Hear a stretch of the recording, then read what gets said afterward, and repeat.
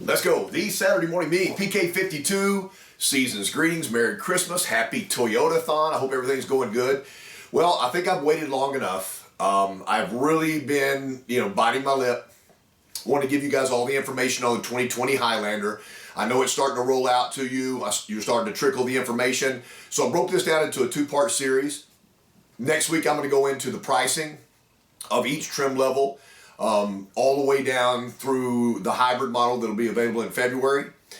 This week, what I'm going to do is I'm going to go through just some synopsis, overview of the 2020 Highlander and the grade package. I think the thing that was hardest for me when we launched a brand new platform, even though it was an existing vehicle, when everything changed, is if I get this package, what do I get? If I move to the next package, do I get enough content in the next package to pay the extra price? What about all the way up to the top package? What's different between the entry-level package? And as a consumer, I'd like to buy as little as I possibly can to keep my money in the bank, but there are some items that I really don't want to give up, so I'll try to break it down. Just be patient with me. It's quite a bit. 4th generation Highlander. This thing has revolutionized the people mover category. Through the 19 Highlander, there's nothing wrong with this vehicle. It's fantastic.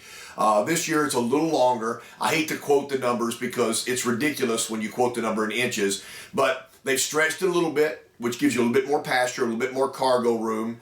8 colors available through the Ruby Flare Pearl through Moondust. So some new colors this year, but 8 solid colors in there. LED lights standard throughout the whole vehicle.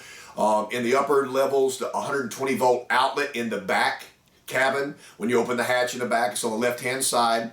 The cameras are in the grille, the outside passenger mirrors, and then the rear backup camera, which can give us a panoramic view of everything around the vehicle, which makes it safer to park, safer to get in and out of the vehicle.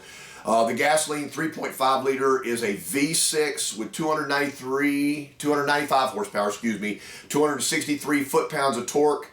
And for this year, in all the trim levels on gas, it's available in 5 different trim levels from the L model all the way through the Platinum. 8-speed transmission. It's a direct launch transmission. You're familiar with that right now, and you guys are about to start receiving these Highlanders. So you should have some 2020 Highlanders creeping in to finish up Toyota-thon on. Remember, it gives you a great selling piece when you have the 19 and the 20 side by side, knowing that one of them we're not going to discount as deep as the 19, so you get a choice with the customers. The hybrid launch is February, shooting for February, and I got to tell you, I've never personally owned a hybrid. But I start looking at this thing and I'm going like, man, there is for the price difference in what you're going to get in this vehicle, it's quite a bit of vehicle. 2.5 liter, the Atkins cycle hybrid. It's going to about 240 horsepower, net horsepower. Drive modes are normal, sport, eco, and EV, so 4 different drive modes. And check this out.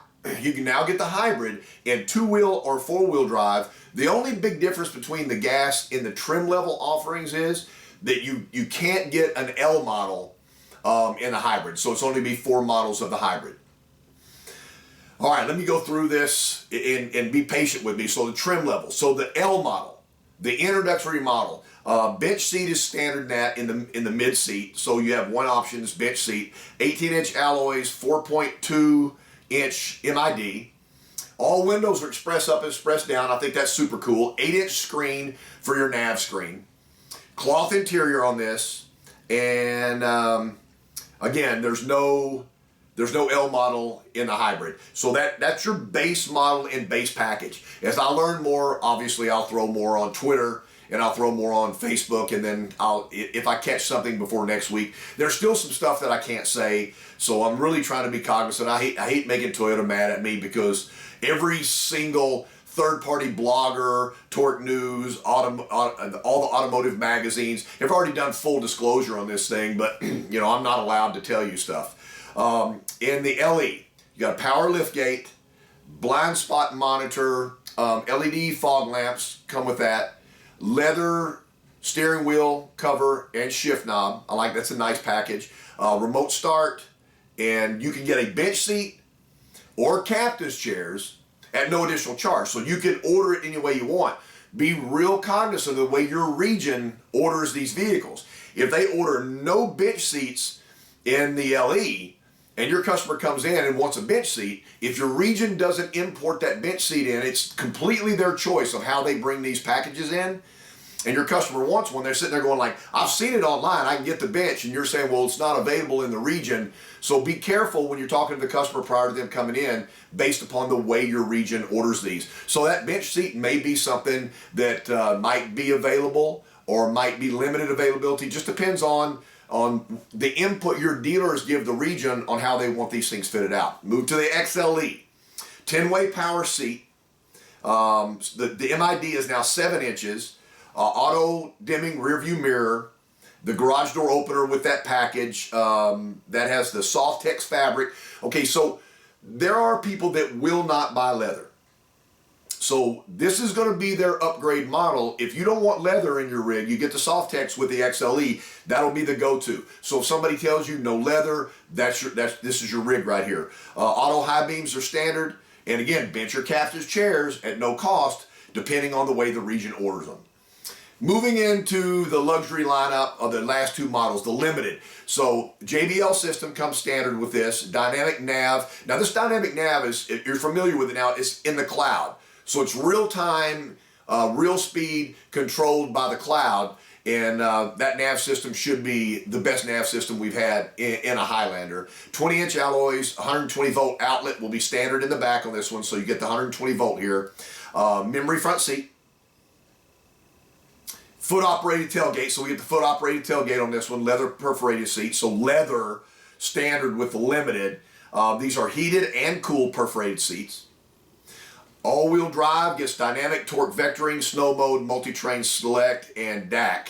So that package right there is a real performance and safety package that you get standard on the Limited. That's also on the Platinum. So these two carry over. That dynamic vectoring, all that stuff are Limited and the Platinum. And on the hybrids, you get trail mode with on-demand all-wheel drive. So again, I mean, I know I'm going pretty fast, but these packages, you know, they just kind of stack on top of each other. But if you find a key feature that the customer wants, then they may be in a certain package and can't go down as far as price if they want content. The Platinum. So I got this written down because this is the upper deal. So 12.3 inch nav screen, 20-inch alloys. There's be a heads-up display for, you know, more eyes on the road. Self-adjusting headlamps, so you load the vehicle down, headlamps adjust. Digital mirror, and that's a cool feature, digital mirror. Heated second row seats, panoramic moonroof, rain sensing wipers, and the blind eye view camera. So the camera will be able to look above the vehicle and look at all the panoramic stuff around the vehicle. So that's kind of the breakdown right now in basics from the L to the Platinum. Again, these are the things that I really struggled on. I mean, it's easy to sell a car, but it's hard to remember every single dynamic of every package in everything we sell.